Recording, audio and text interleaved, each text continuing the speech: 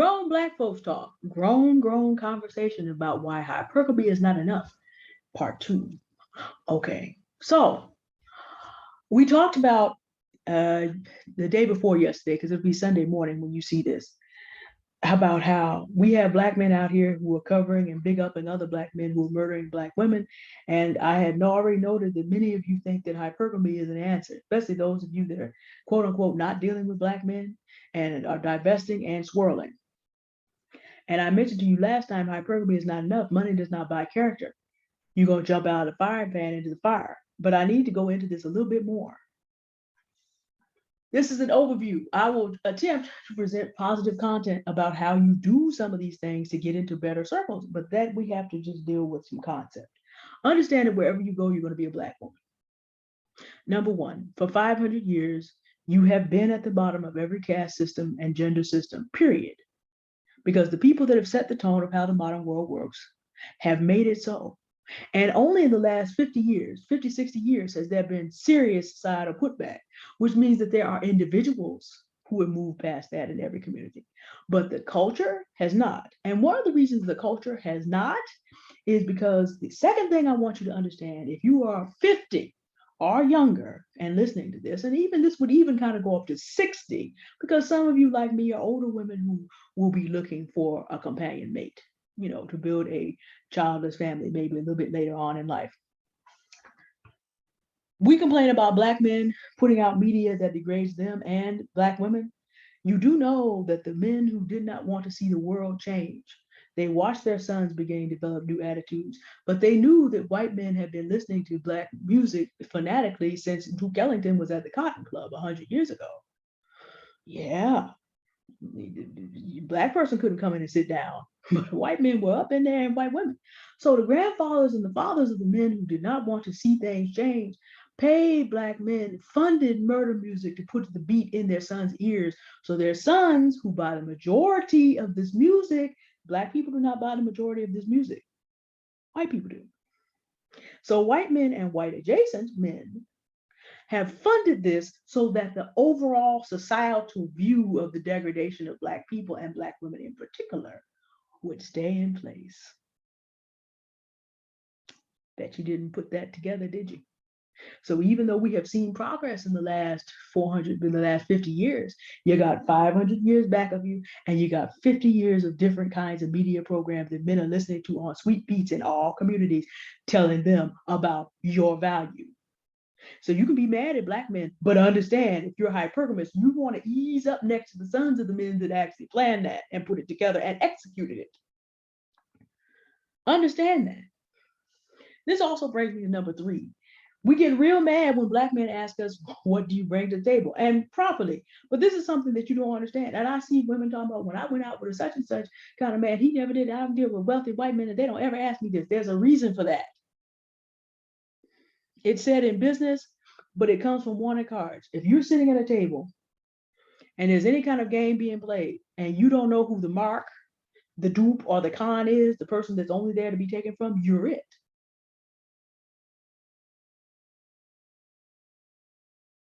Now, let me go to the side because I know I'm going to have some people talk, well, they're Asian and Latino men too. If you do not know about the 5-level caste system that is common in Latin America and where an unambiguous black woman would be given the rules about caste and gender in that society, you are not ready for hypergamy.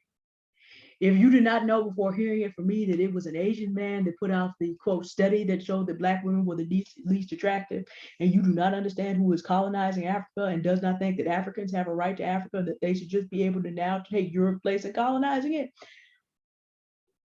you're not ready for hypergamy in the Asian community. It's really that simple. And the history of white people, you know. I'm telling you this not to discourage you from swirling or divesting, if that's what you want to do. I'm just saying you can get hooked up with someone that will let you sit at that table.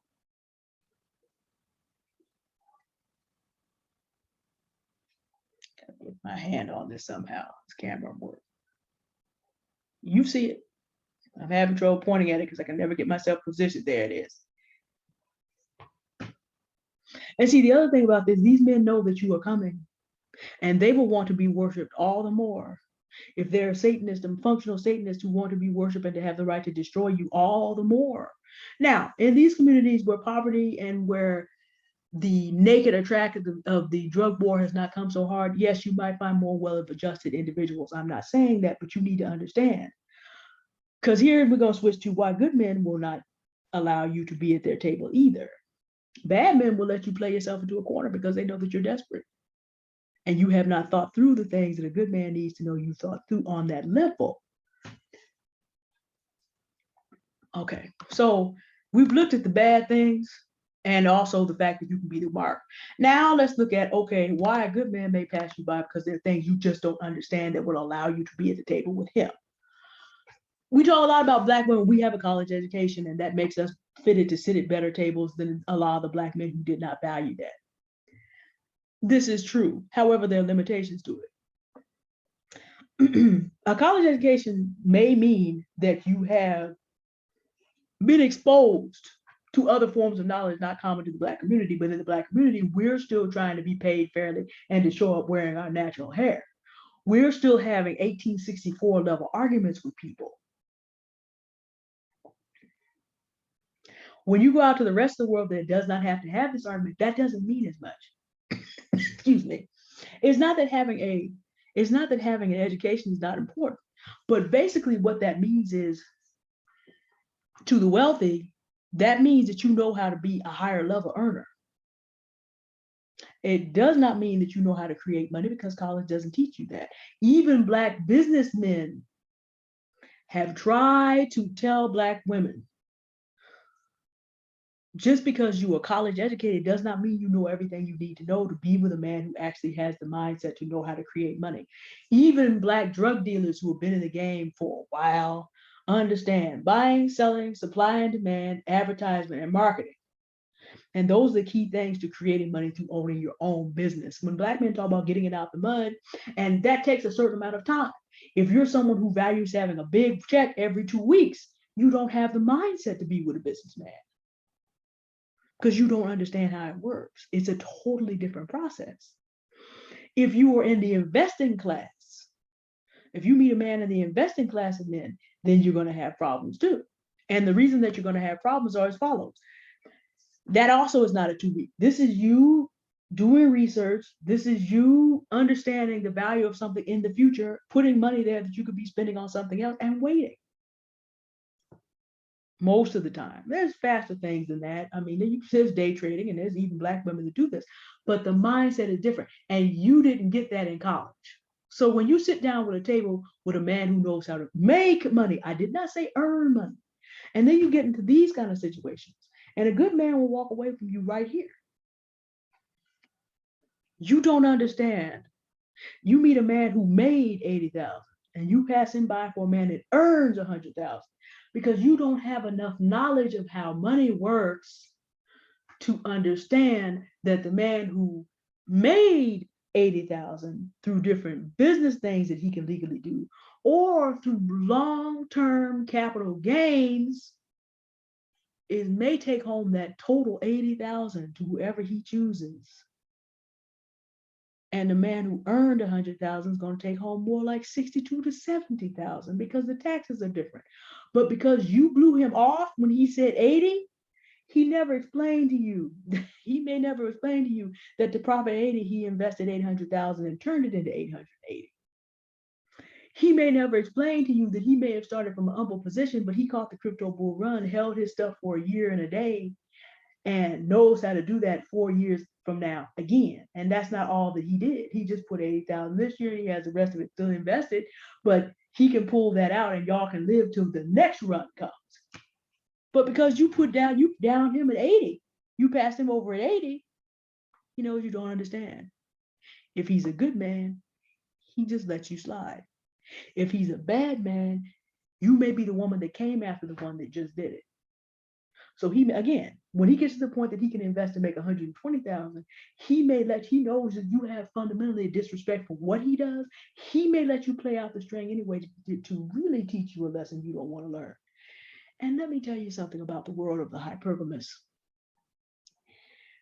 I've talked about how to vet average men when you want to go into hypergamy, you are dealing with people in a system that killed Black women for pleasure and profit for 250 years in North America, straight up, and no one held them to account. George Washington, Thomas Jefferson, James Madison are still worshipped in this country, and no one has held them to serious account. And then for another 100 years under Jim Crow, the same thing happened. You're dealing with men that have judges who are judges, who have judges as their friend, or know someone rich enough to pay off a judge. So when you do their background checks, stuff does not show up. It has been covered. We get mad for Black men for going on social media and covering for and talking loud about their brothers. You're dealing with people who have done this systematically for 500 years. What is the solution? Heal from your traumas. I'm always putting the life coaching and therapy in the chat for y'all. Always putting it in there. And why am I always putting it in there? Because if you're not healthy, a good man will pass you by and a bad man will treat you as a mark at the table in any community. Second of all, invest in real adult education. That is, broaden your experiences and your creativity. What's unique to you, not the job that you have. What's unique to you? Do you know how to take what you're doing and create resources from it? That's your God-given right as a human being to be able to live, quote unquote, under your own vine and fig tree. God gave you something that you can develop that is for you. So you need to invest in yourself and find out what that is. And broaden your experiences, which may mean you need to broaden your financial resources, because it is a fair critique. If you can look at a Black man and say in the 21st century, you ought to be able to do this, and this. Well, sister, any man of any color can say to you, you're going to live off me when you live in the same 21st century and you could have taken care of yourself. Bishop R.C. Blake says this: men are looking to bond with women they have harmony with. In other words, you're looking to be a wife. A husband is looking for someone who he can bond with, who understands, with whom he can have an understanding. If you have no intention but to get somewhere where you can get out of struggle love and just live and be comfortable, depending on what your skill sets are, that man may not be able to bond with you. And Tony Gaskins says men at that level do not want to have everything taken from them, so they're looking for a woman who could come and be interdependent, meaning she knows how to handle her own business, but together they can do more than they can separately. Those two men are both the kind of men that you look, they're Black, but they're both would be good targets for hypergamy. Tony Gaskins is a 7-figure, faithfully married 14 years to a Black woman with a Black family type of man. And he says, if I had to do over again, I would be looking for a woman with 6 figures, because I'm not trying to just be a leg up for somebody who just wants to come up and does not want to bond and cannot understand what I'm doing. I can't take that kind of risk now. He was not. So again, this is what men who are the targets of hypergamy are saying. And these are not men that hate Black women. These are men that go out of their way to assist Black women to avoid traps. And if you want to listen to them, R.C. Blake's is easy to find. Tony Gaskins is easy to find. Y'all can look them up on YouTube. What I'm going to put in there for you is a book for you to read. I want you to read or listen to the audiobook of The Millionaire Next Door. Get an understanding of how the men you are looking for are actually living and how they want to continue to live. And see if you fit this bill. It is not a ghetto fabulous lifestyle. Nene Leakes is not going to be brought to that table. Tasha K is not going to be brought to that table. Any kind of loud, disorderly person who's constantly upset and constantly fussing and fighting is not going to be brought to the table. So you have to get out of the habit of being as angry as you are with men in general, because mostly Black men, and be able to heal and calm down. This book's in the chat. Now, some of you come here from the Themes and Thoughts show. Thank you very much. But you're willing to sit up and listen to something that is not going to change your life significantly. We're going to sit up there and talk about Kanye and Nick and all the rest and be mad. And the men that support them and be mad. Mr. Rucker and the Orange Pill are not going to help you change your life significantly. But this is information that will. If you are serious about your hypergamous journey, you need to understand the realities of being with the men you say you want. So I'll put this in the chat for you, in addition to the therapy and also the life coaching resources that I almost always put in there. Please prepare to educate and get to better circles and know how to be there and not be the mark when you get there. I keep saying it and I'm going to continue to say it. You see it. You do not go unprepared into any other circle of men in this world, because everywhere you go, the world has an opinion about you. And if you are not coming as an overcomer, instead of someone who's just going to be another victim, you will be another victim. Hypergamy is not enough in any community. A man's money is not the thing that you need to look for. And before you go looking for that, you need to prepare yourself a little bit more. Okay, there are a bunch of things that I need to break down, and they'll be in Monday's content. We need to talk about how money is created. I'll give you a general breakdown because I'm not a financial advisor, but I do know about 3 types of income so that you understand how people think differently and can begin to imagine those kind of situations. But this is enough for one video. It's one of my longer ones, and if you stayed to the end, I appreciate it. Please check for the resources in the description. All right, please be safe, ladies, and whoever you are pursuing as a table to sit at for a mate, please be careful. Vet, and understand you have to vet everybody. And if you're going to deal with hypergamous men in different communities, you have to learn about their cultures and even learn new standards of vetting. Remember what I told you about the Asian community? And remember what I told you about the Latino community. If you don't understand the history of these cultures, you need to get educated. If you do not understand European and European American culture, you need to get educated beyond the usual. You really need to get an understanding. Please take care of yourself. Please improve your education. Please don't think college was the be on and end all. And if this is what you want, please read The Millionaire Next Door and get ready. All right. Thank you for listening. Goodbye.